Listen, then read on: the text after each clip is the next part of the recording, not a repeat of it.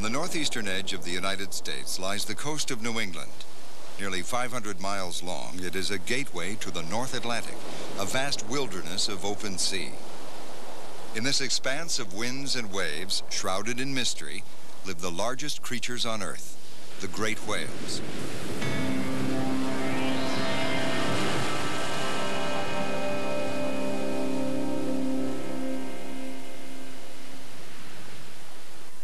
Each year, from April to November, whale-watching expeditions set sail from landings up and down New England's coast.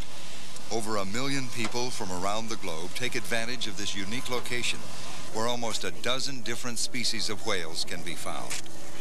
Half-day trips show a nearly perfect record of sightings per season, making this area one of the whale-watching capitals of the world.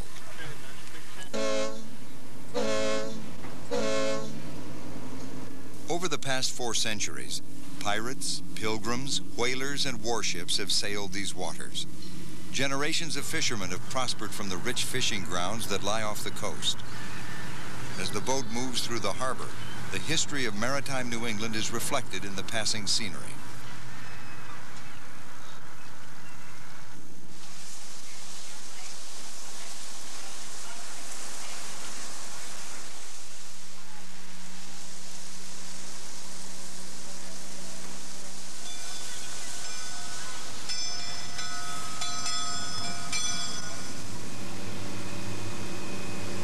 Most trips provide an onboard naturalist who serves as the boat's tour guide and whale expert.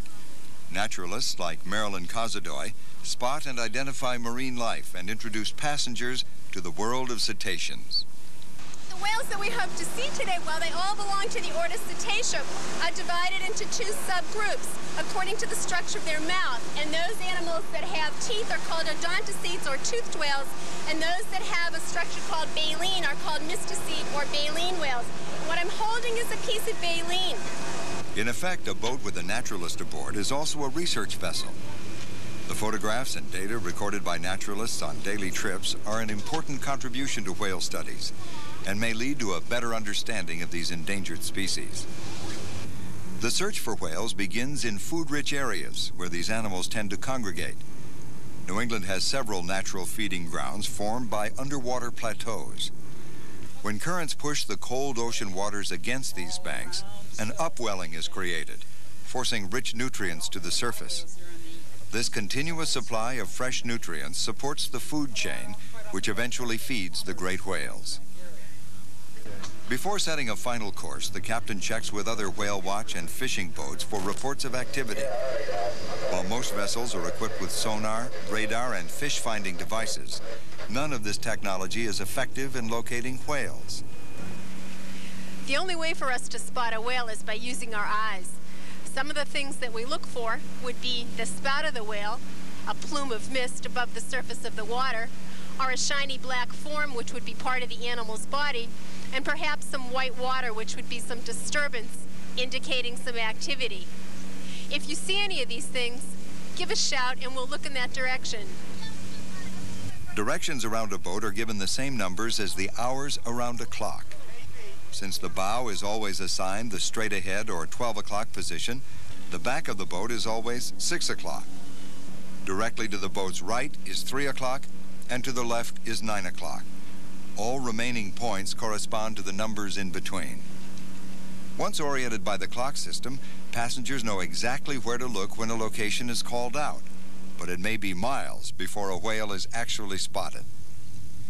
Unlike a zoo or wild animal park, the ocean is an open environment where animals are free to roam. Despite the abundance of marine life, there are times when not a single whale can be found, and days when weather and sea conditions are less than ideal. But to many people, the unpredictable element in whale watching is part of its attraction. Okay, we have a few spouts up ahead in the 2 o'clock area. These are humpback whales. The size and shape of a spout gives you a fairly good idea of what kind of whale you're looking at. This low, bushy spout is typical of humpbacks. Watch for another blow at 3 o'clock. A spout is created when a whale exhales, quickly clearing its lungs and blowhole before inhaling. These air-breathing mammals often travel just below the surface, coming up for a series of breaths and then disappearing on a sounding or deep dive.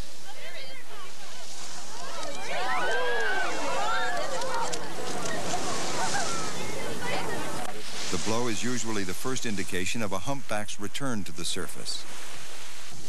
At close range, a whale's vaporous breath can be felt downwind as it drifts over people and cameras. Sometimes the spout creates a rainbow. A humpback is a medium-sized baleen whale, easily recognized by some prominent features. A series of bumps on the face, 2 long white side flippers, and a variably shaped dorsal fin. Its tail ends, or flukes, are marked by jagged trailing edges with a distinctive black and white pattern underneath. Strong and flexible, made of muscle and connective tissue, the tail propels the animal through the water. These buoyant whales are most likely named for the way they must hump or arch their backs when sounding. As the angle of a humpback's dive brings its tail out of the water, the markings on the underside of the flukes may be revealed. Ranging from all black to all white, fluke patterns are like fingerprints. No two are exactly the same. Researchers photograph these tails and use the differences in fluke patterns to distinguish one animal from another. Fin shapes and conspicuous body marks also contribute to a positive ID. This system, called photo tagging, is a reliable and practical means of identifying adult humpbacks. Between naturalists and passengers, these flukes of nature may be the most photographed subject on a whale watch.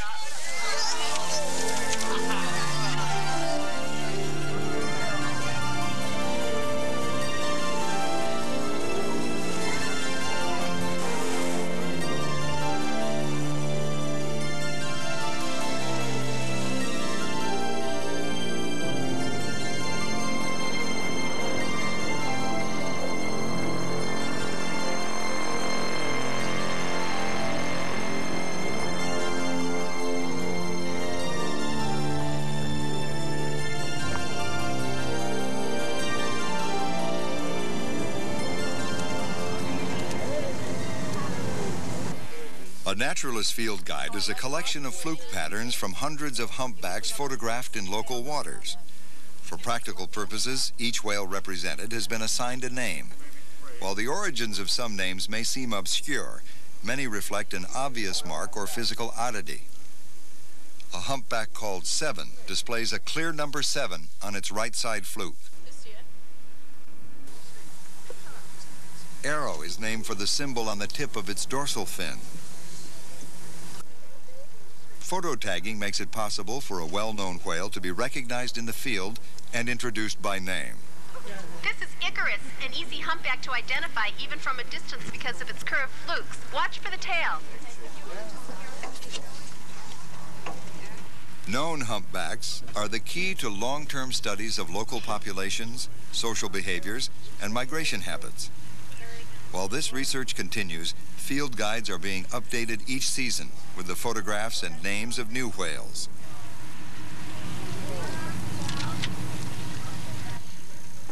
As whale watching grows in popularity, guidelines have been established to protect these endangered animals from possible harassment. Restrictions are now in effect, limiting the distance from which a boat under power may approach a whale. But nothing prevents a curious humpback from approaching a boatload of equally curious humans. It's often difficult to visualize a whale's body from a single fluke, fin, or flipper. But on rare days when the ocean is still, a close encounter reveals a clear picture of this 30 to 60-foot animal. Perfect look at a humpback. There's the dorsal fin just breaking the surface, and those fist-sized bumps on the face called stove bolt.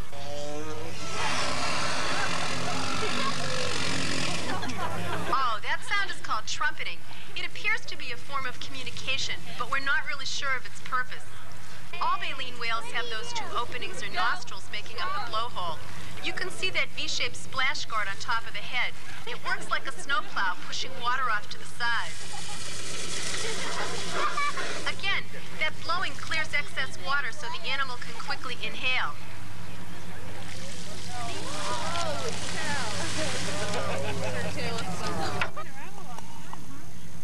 This animal is still hanging just below the surface. What a great look at those long white side flippers. This is a view of the top side of the whale. A lot of people are confused as to which end is up because of the humpback's mouth structure. Its upper jaw is smaller and kind of fits inside the large lower jaw.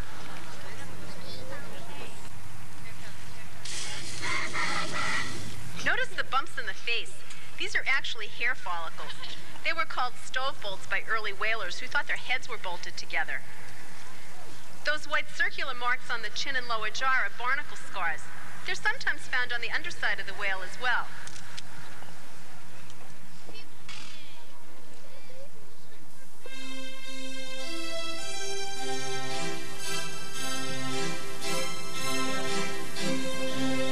Using its long side flippers, a 30-ton humpback moves gracefully through its fluid world.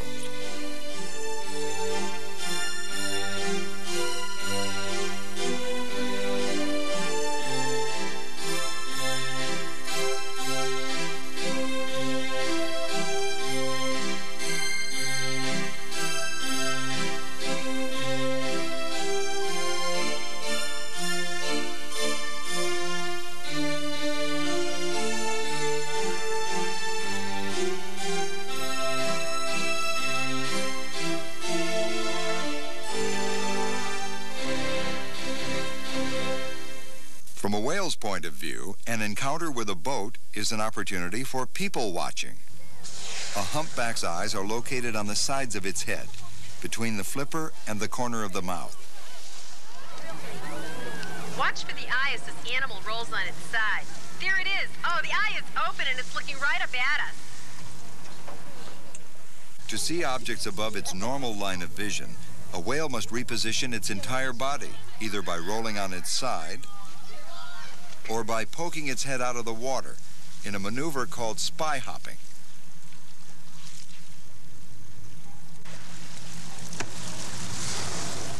Since a humpback has good underwater vision, its eyes rarely break the surface on a spy hop. Observed in most species, spy hopping gives a whale a different perspective on its surroundings.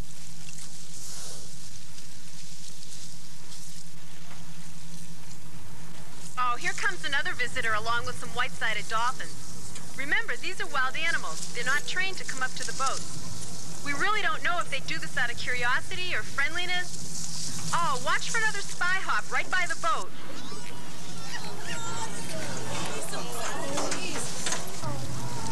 Although limited numbers of humpbacks are still being hunted in other parts of the world, a close encounter between man and whale in these waters is a friendly affair. Oh my God, I don't believe it.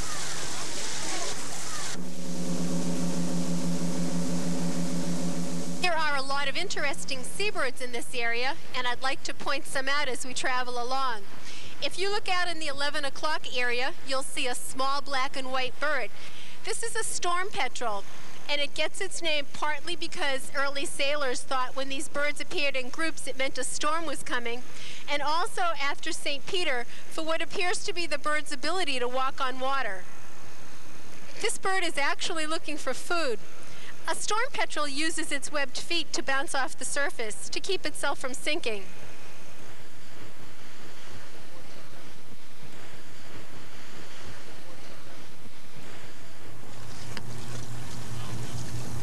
During the height of the whaling industry, this animal was almost hunted to extinction.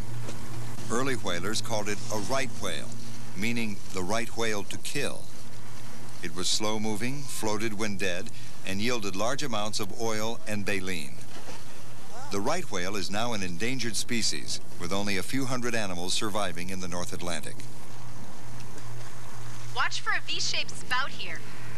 Oh, there it is, typical of the right whale. You'll notice this whale has no dorsal fin at all. It's got a broad body and it's about 45 feet in length. Rights are also baleen whales. They have very long baleen plates, and you can see the sun reflecting off the high curve of its jawline. Their flukes are triangular with smooth edges and no identifying marks underneath. Ooh. That arch means that it's going down.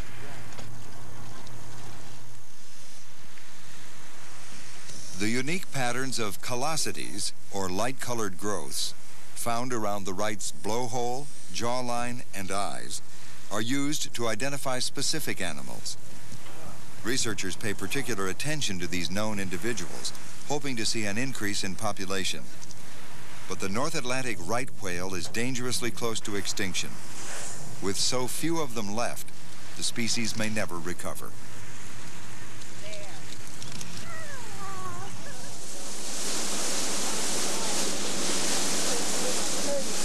Okay, it's about in the 1230 area. Looks like we have a finback whale here. A finback spout is usually taller and narrower than the humpback spouts we've seen. Oh, another blow at 1 o'clock. Definitely a finback. The most common great whale in New England waters is the finback, sometimes called a fin, finner, or razorback. Measuring 50 to 80 feet in length, it is the second largest animal in the world. Built for speed, these greyhounds of the sea are capable of sprinting at 20 miles an hour. They are often elusive and generally show limited surface behavior.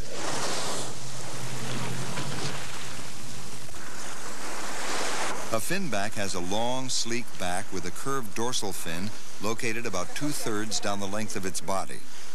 It's easy to underestimate the size of this baleen whale when nearly 1/3 of its length is submerged.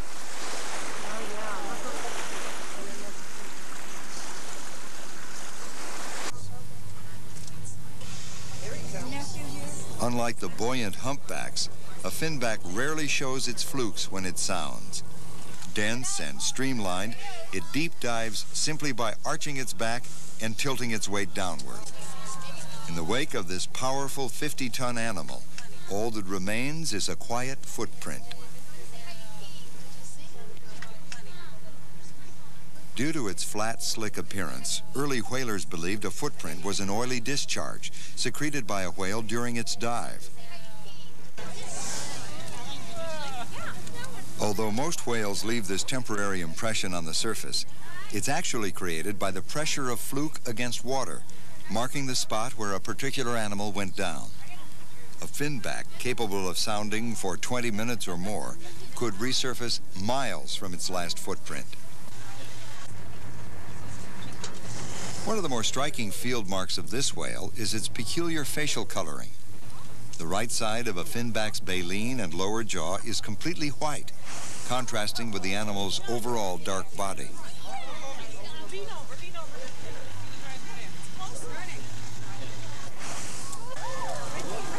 Asymmetrical coloring is so unusual in nature that researchers suspect it serves a purpose.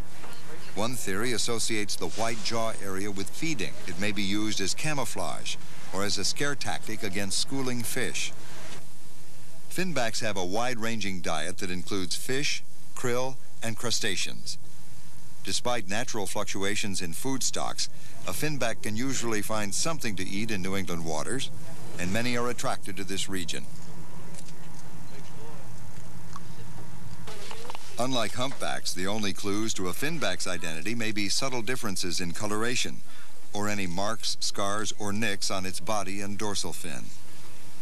Population estimates are based on sightings of large groups, since individuals are difficult to identify and count. As a result, relatively little is known about the day-to-day life of this large and endangered whale.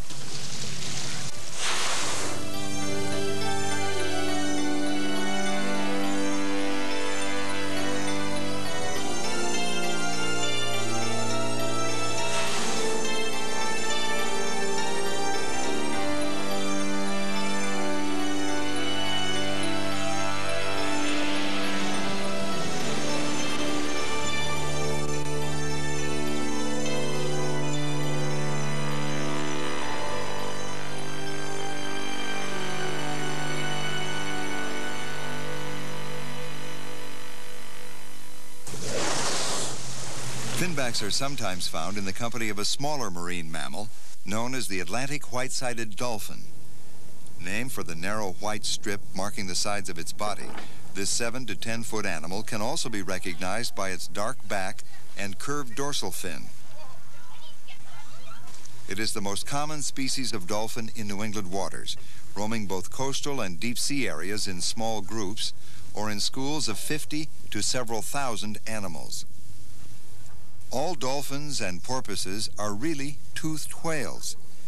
Instead of baleen plates, they have teeth to catch and grasp their prey. They breathe through a blowhole with a single opening and use some form of echolocation to find individual food items like fish or squid. Quick, agile, and spending little time on the surface, whitesides all seem to look alike. Even at close range, it's difficult to tell one animal from another.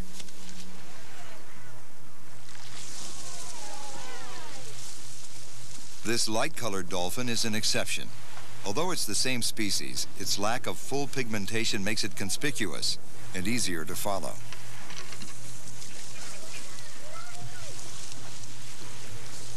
Without a practical way of tracking individual whitesides, their movements, social habits, and exact numbers are unknown. Frequent sightings of large groups suggest a healthy population, and each season whale watchers discover new life within the species.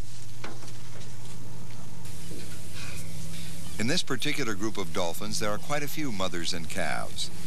White-sided babies born around late spring and early summer are obviously smaller in size. Traveling within the protection of the pack, a calf may swim alongside one adult, only to surface beside another.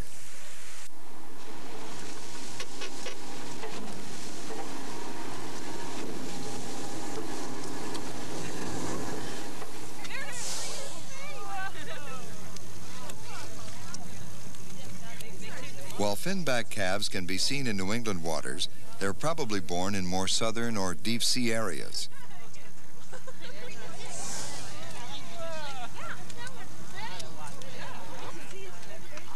"20 feet long at birth, a fin baby will gain over 100 pounds a day, nursing from its mother's rich milk. When we see a small finback like this, we generally expect its mother to be somewhere nearby, so keep an eye out all around the boat. Up, there's the mother. You can see that white jaw just under the surface.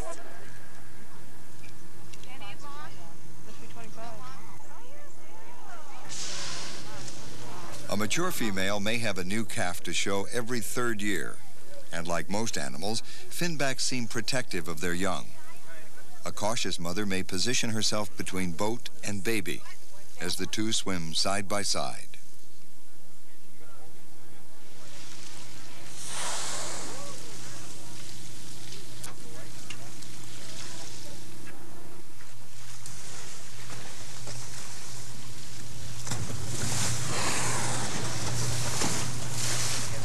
Because humpback whales are migrating animals with known breeding grounds, there is more information on this species. During the summer, they feed in New England and northern waters, then head south for the winter to breed and calve in the subtropical waters of the Caribbean.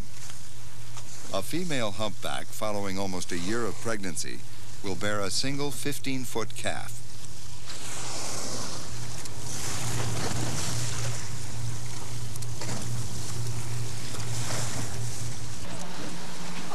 In the spring, humpbacks and their young start appearing in local waters for their summer stay. We have a humpback mother and calf here. The mother's closest to us. Generally, we spot mothers and calves by their obvious size difference and also by the way they stick together.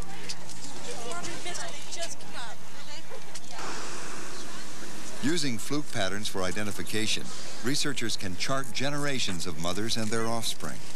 Normally, a mature female returns with a new calf every 2 to 3 years. Humpback calves are curious and playful, fearlessly diving beside a boat or romping and splashing on the surface. Although a baby may appear to be alone, its mother is usually nearby.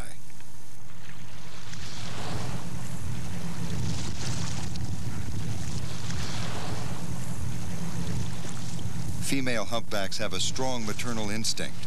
Only when a calf is mature enough to survive on its own will the two separate.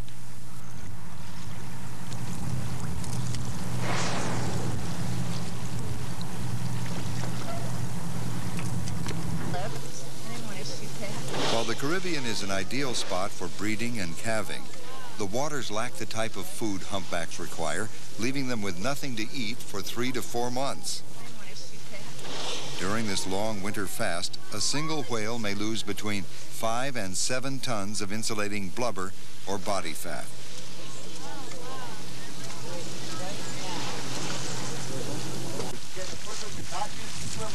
When these animals migrate north to New England in early spring, their primary concern is food. Feeding often takes place on the surface, and it can be spectacular.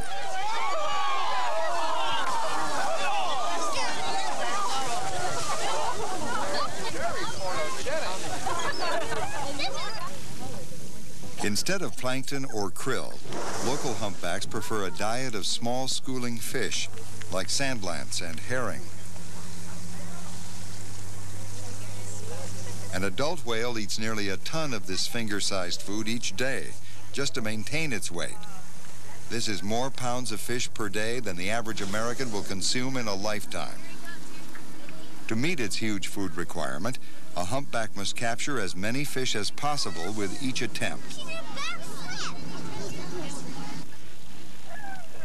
A series of ventral pleats, or throat grooves, line the underside of these whales from chin to navel.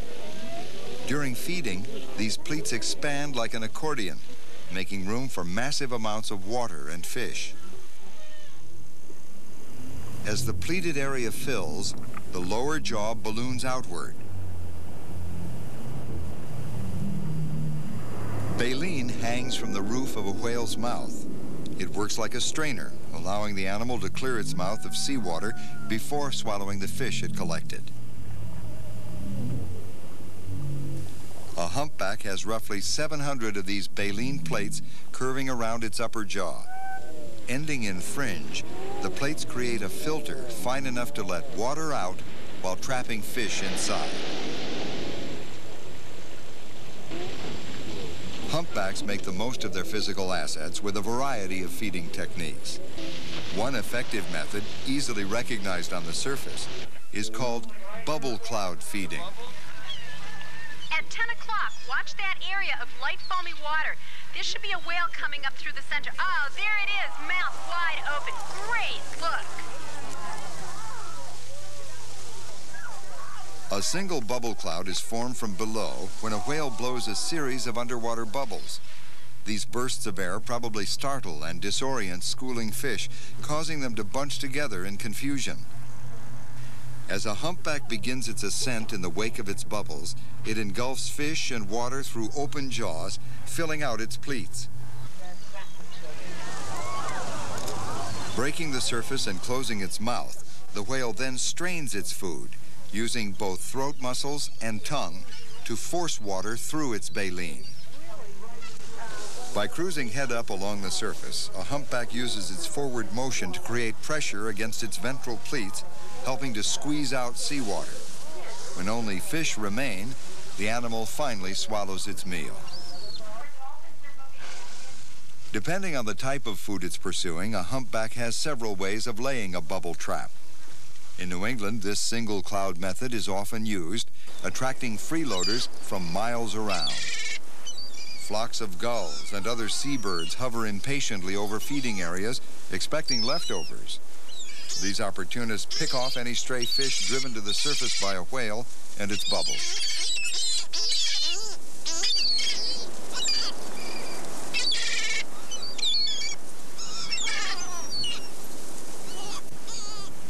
Fierce competition may drive a bird dangerously close to an open mouth. Despite the risks, there are other advantages to communal feeding, like surfing or a free ride.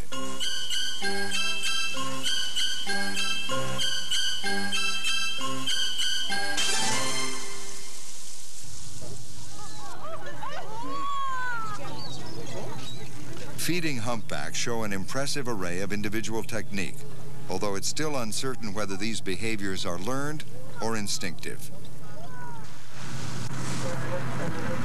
Another bubble cloud at 11 o'clock. Watch for a few animals here.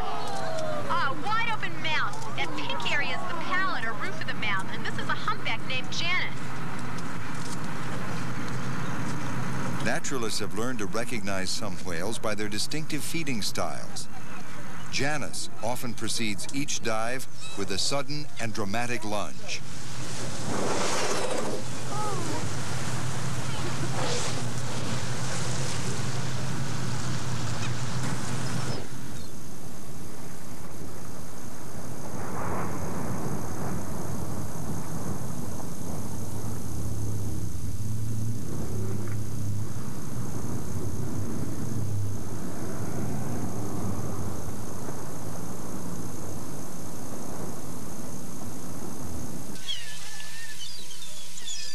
One variation on the bubble cloud method is called kick feeding.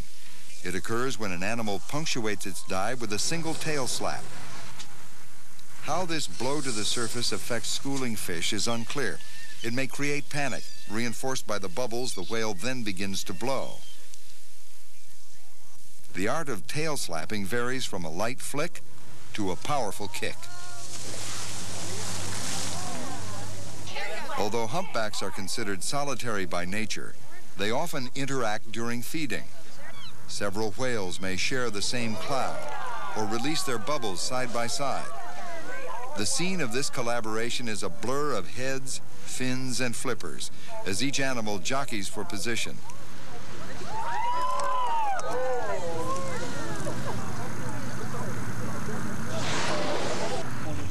Some researchers believe that a New England humpback will always remain a New England whale. As long as food is available, it will return to the same general feeding area for at least part of each season, stocking up for next winter's fast.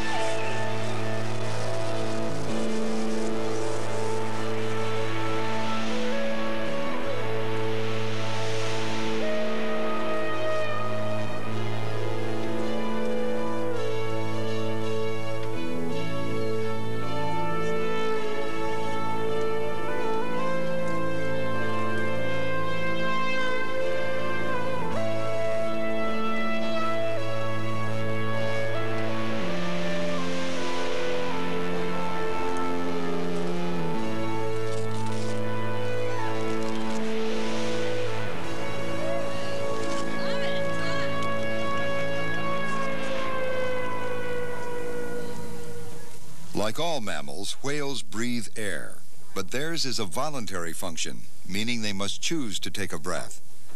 If a humpback were to fall asleep as humans do, it would soon stop breathing, sink, and drown. Instead of sleeping, a whale will rest on the surface where air is available. This is called logging. With flippers extended for balance, the dark, nearly motionless body of a humpback somewhat resembles a floating log.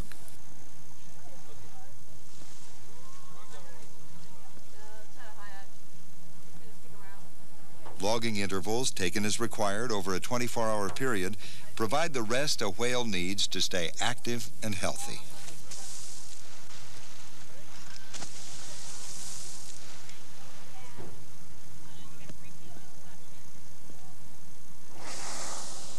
Although whales are the main attraction, the marine environment supports a host of unusual and interesting creatures. This fin, bobbing on the surface, belongs to a mola mola, or ocean-going sunfish. Its size and unique shape are impressive. When full-grown, these round, flat fish measure 6 to 8 feet across.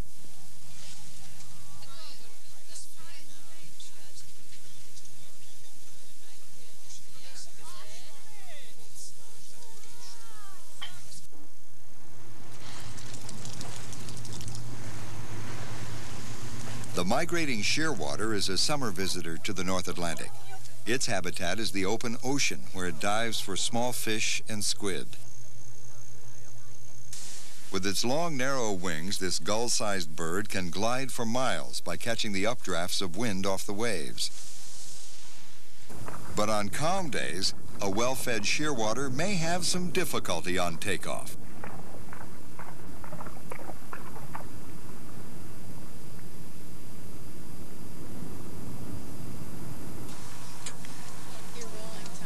Keep an eye out all around the boat now. We think there's a minke whale in the area. A minke is the smallest baleen whale in our waters. Okay, it just went down at 10 o'clock. Its spout is barely visible as it comes up to breathe. It can be quick and difficult to spot. There it is. You can see a hooked dorsal fin. No lift of the fluke. Ah, quick look at its face now.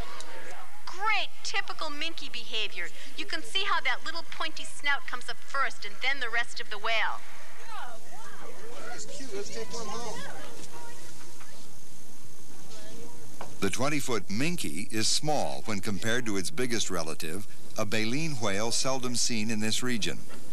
Over the past century, only a few of these giants have been sighted off New England's coast.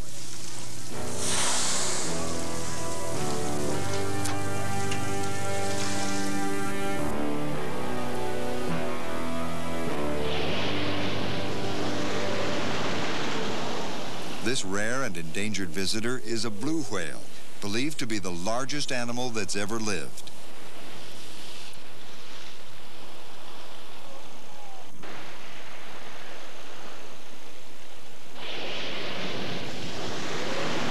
Nearly 100 feet in length, with a heart the size of a small car, the blue whale weighs up to 150 tons.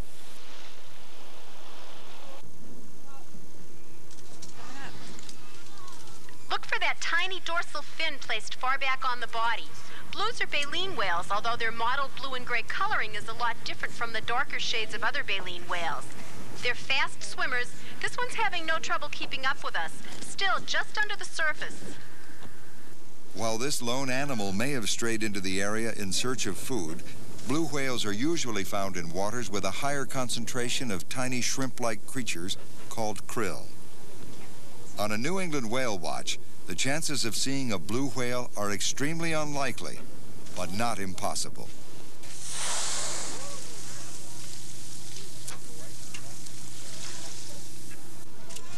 Yeah.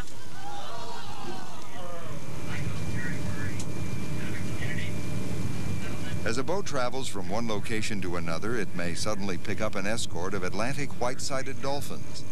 A lively group will often intercept a boat, looking for a free ride in the bow waves and wake.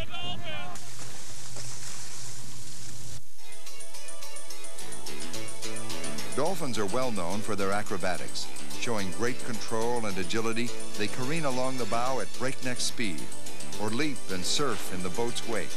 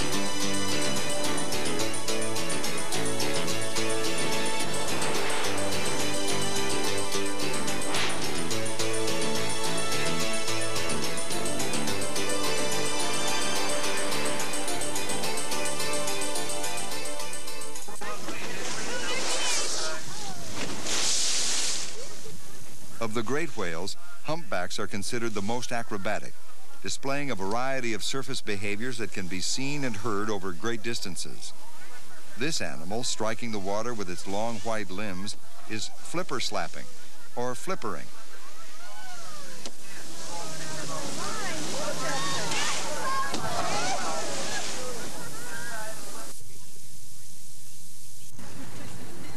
No one really knows why a whale flipper slaps.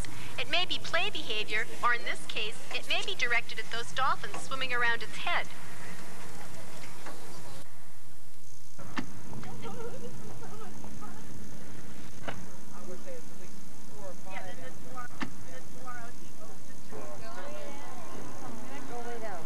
The scientific name for humpback whale means big-winged New Englander. These wing-like flippers are the largest of any whale, extending up to 1/3 the length of the animal's body.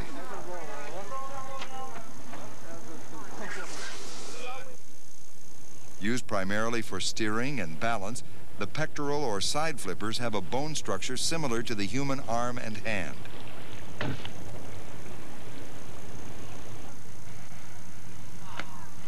This arrangement gives a whale great dexterity, and nowhere is the grace and coordination more visible than during flipper slapping.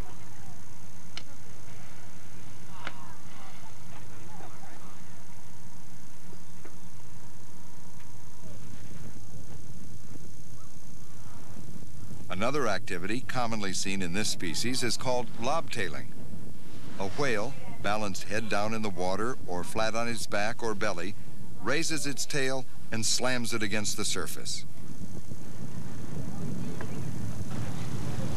Here goes a kid!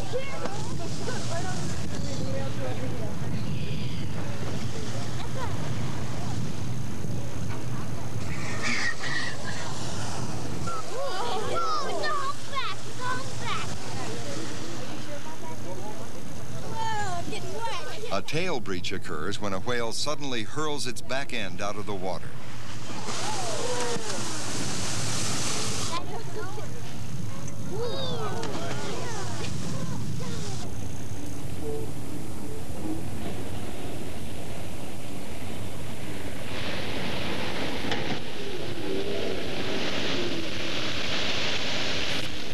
Although each of these activities creates sound and water disturbance, a humpback's breach surpasses them all.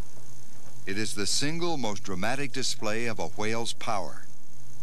Breaching happens without warning when a 30 to 40-ton animal explodes from the sea.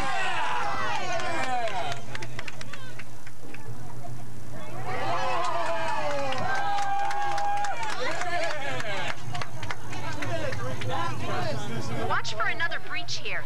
Humpbacks may do this only once or twice or dozens of times, so we never know what to expect or exactly where to look.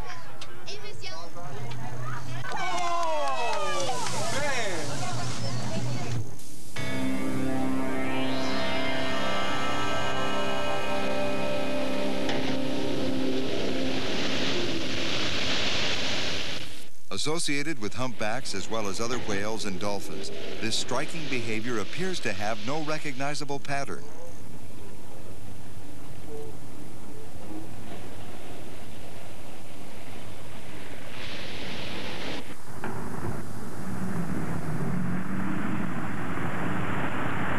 From a human perspective, breaching seems to happen by chance, although it may be prompted by changes in sea and weather conditions.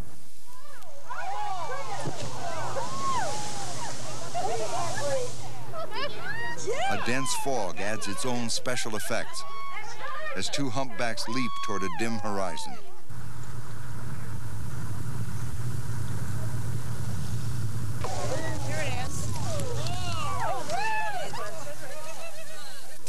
Many theories attempt to explain the surface antics of humpback whales.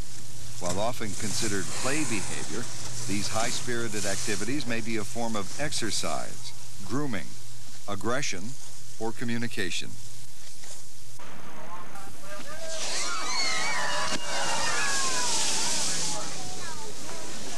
Until cetacean intelligence is better understood, the actions of these great whales will remain as mysterious as they are fascinating.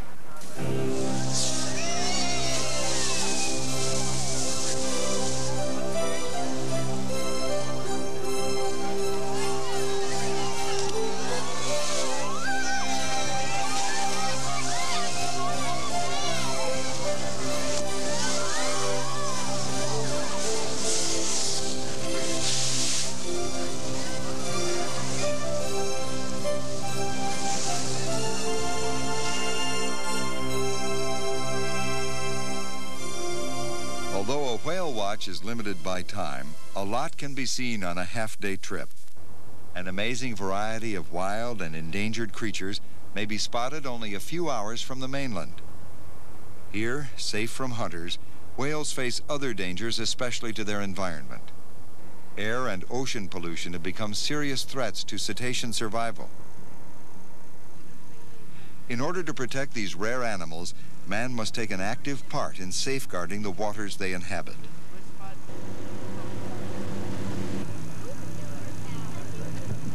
A personal encounter with a great whale often leaves people with a deeper appreciation of these magnificent creatures and a real concern for their future. Passengers return from a whale watch with exciting stories to tell about an experience they will never forget. I thought it was exciting. First time in my life, it was very, very, very exciting. Well, this is my first experience at whale watching, and the term gentle giant is surely going to take on a new meaning to me now. I liked the whales when they jumped up. It was absolutely amazing. The thing was 2/3 to 3/4 of the way out of the water. And it just looked like all the animals were having just a fantastic time watching us. I think I was most impressed by the whales coming right up to the boat and just taking a peek at us. I liked it a lot. I just had the feeling that they expected us, like we were their guests.